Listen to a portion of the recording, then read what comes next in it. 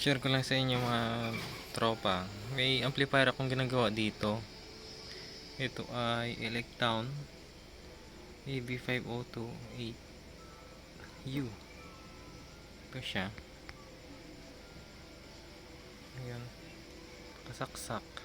Tapos pag inon mo ay ang problema pala nito ay walang sounds. Pero okay yung power amplifier niya. Ang problema hindi na nag-on yung relay. So na-check ko na ito at isang kamanghamanghang pangyayari ang na-discover ko. Ito siya, ang laman niya. Ayan. Dalawang transistor per channel ang nakakabit. Ayan ang relay. Sasabi ko hindi nag-on, hindi siya lumalagatek. Ayan, buhay. Ayan, walang response. Dito dapat tutunog siya.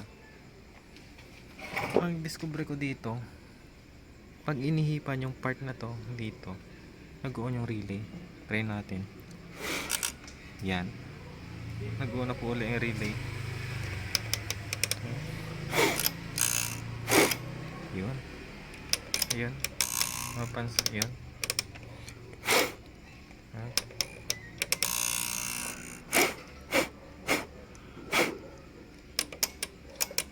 Ayun. Mapansin, tumutunog yung relay. No. Ayun. Ayan, nag-on yung relay. Na-check ko naman kung lost connection, wala naman. Na-check ko naman components na nandyan, wala siyang lost connection. Ayan, okay na. Go na ulit yung relay. Ayan.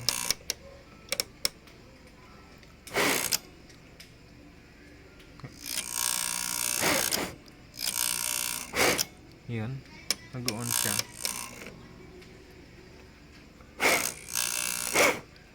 Sa sunod na video, papakita ko sa inyo kung ano yung pyesa na sira dito.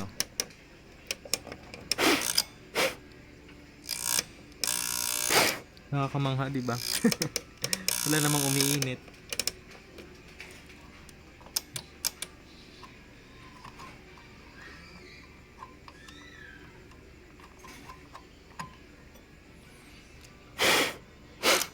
Yun, nag-on siya. Ginihipan.